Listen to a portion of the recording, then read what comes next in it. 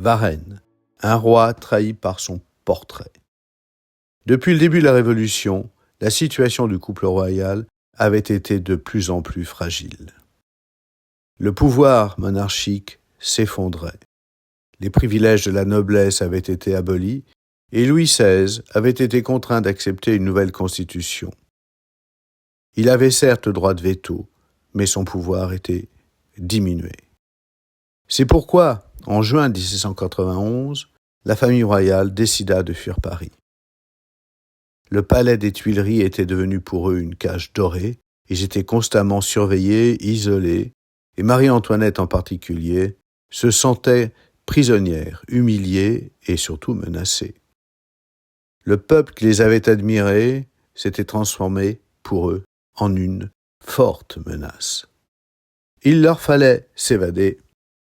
Le plan était clair, passer la frontière du royaume, obtenir une protection militaire et, avec l'aide des monarchies étrangères, réprimer la révolution pour rétablir l'ordre de l'ancien régime.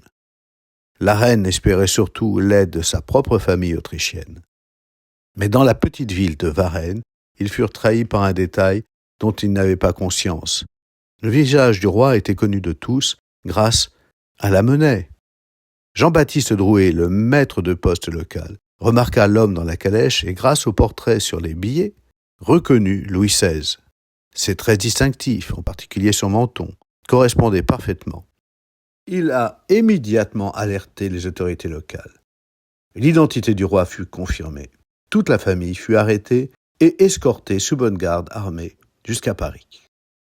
Ce moment devint un moment emblématique de la Révolution française, celui où le roi avait abandonné son peuple, fuyant la Révolution, celui où le peuple français avait abandonné son roi qui l'avait trahi.